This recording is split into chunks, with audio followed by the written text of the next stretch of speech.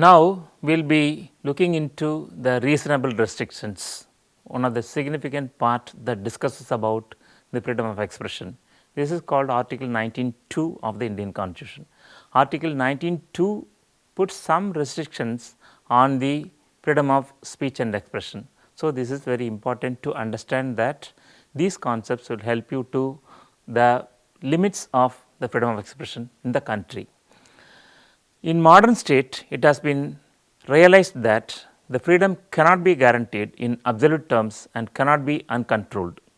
So, for an organized society, it is a precondition for civil liberties. Actually, one of the earliest judges of the Supreme Court called Patanjali Sastri, and he made a very critical comment about the need to have the reasonable restrictions.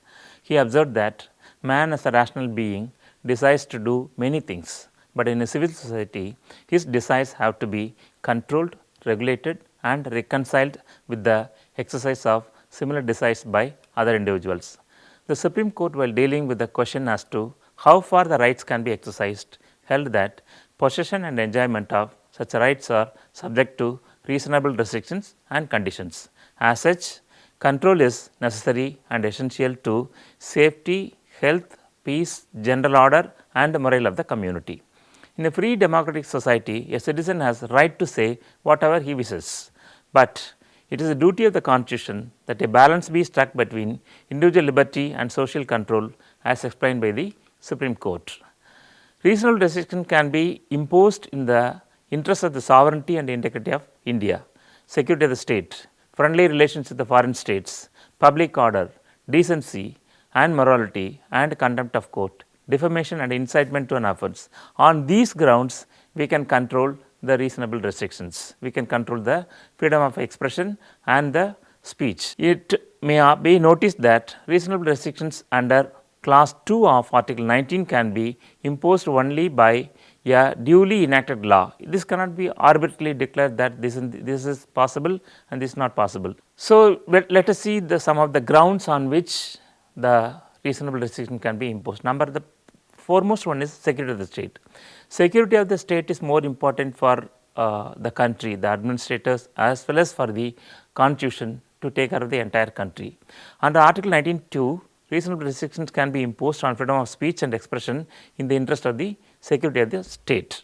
The term security of the state refers to serious and aggravated forms of public disorder. When there is a huge rebellion, when there is a huge disorder, then the government can think about restricting the freedom of expression.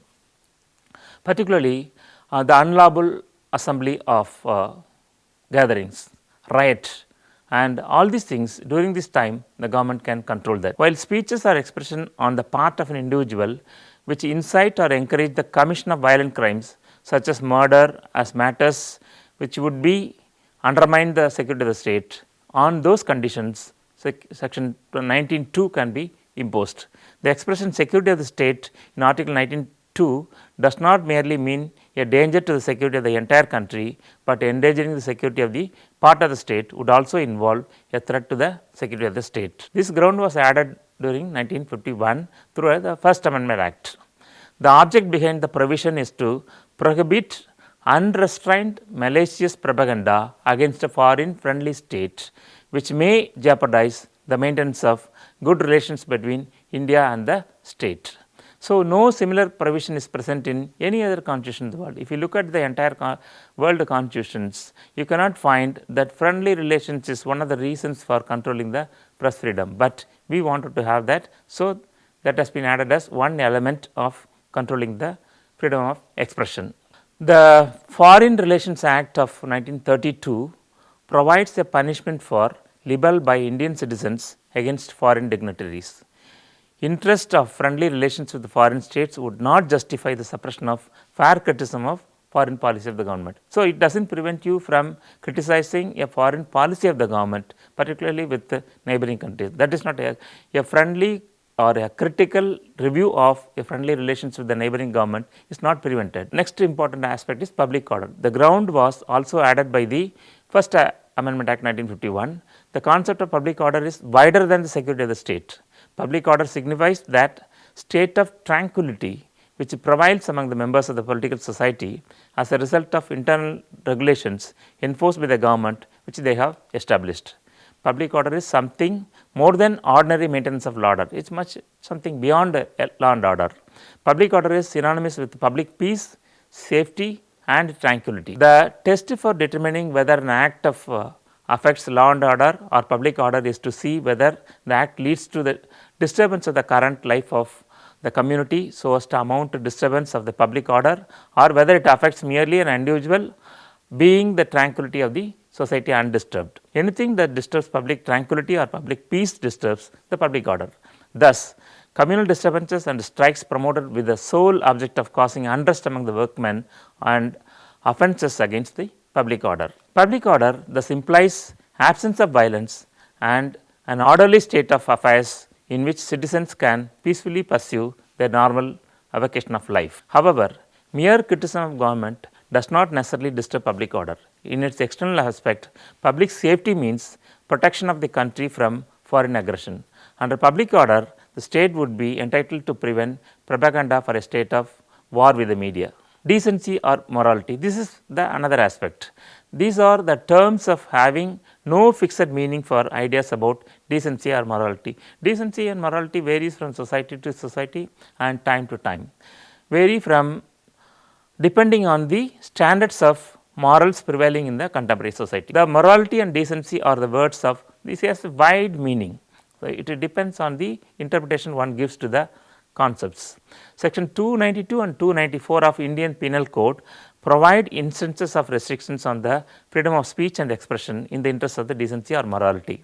These sections prohibit the sale or distribution of, exhibition of obscene words etc. in public places. The Supreme Court ruled that the words decency and morality is not confined to sexual morality alone.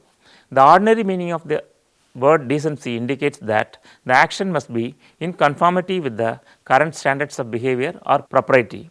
The court has cited with the approval of the following observations from an English case. Contempt of court. Contempt of court is talking about the restrictions on the freedom of speech and expression which can be imposed if it exceeds the reasonable and fair limit and amounts to contempt of court. It cannot be held as a law that in view of the constitutional protection of freedom of speech and expression, no one can be proceeded with for the contempt of court on the allegation of scandalizing, intending to scandalize the authority of the government. Defamation. Defamation is one of the another aspect that normally that comes as a controlling of the speech and expression freedom. A statement which injures a man's reputation amounts to defamation. Defamation consists in imposing a man to hatred, ridicule or contempt. According to Winfield, defamation is the publication of a statement which reflects on a person's reputation and tends to lower him in estimation of right ranking members of the society generally, or tends to make him lower in the public view. So, the civil law relating to defamation is still uncodified in India and subject to certain exceptions. Section 499 of Indian Penal Code defines the offence of defamation. It recognizes both the slander and libel. So, incitement to an offence, this is one of the very significant reason that the government can think about controlling the press freedom.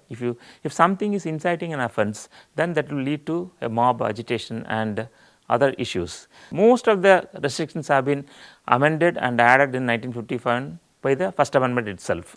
Obviously, freedom of speech and expression cannot confer to a right to incite people to commit offences. The word offence is defined as any act or omission made punishable by law for the time being in force. The incitement to an offence does not refer to incitement to break a law.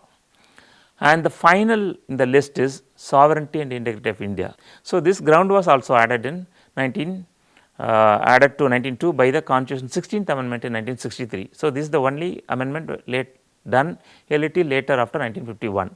The main purpose is to guard the freedom of speech and expression from being used to assail the sovereignty and integrity of the country. So far we have seen that right from the positions of the Constitution to control the speech and expression in various grounds, from defamation to sovereignty and integrity, and to think about the friendly relations with the country. So, these are the major components in which the government has been planning, and that they can impose restrictions on the freedom of speech and expression, which has been guaranteed through Article 19(2).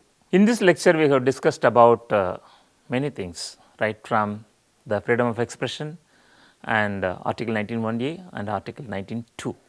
We started with the understanding that why do we need to have the freedom of speech and expression in this lecture, and we moved to the understanding of the various judgment that has been pronounced by the Supreme Court over the last 60-70 years on expanding the scope of the freedom of expression. Then we discussed about 19(2) that talks about the reasonable restrictions imposed by the Constitution of India to control in the larger interest of the society, that we have controlled with specific reasonable restrictions which are being used to control the freedom of speech and expression. I hope you have enjoyed this lecture. Thank you.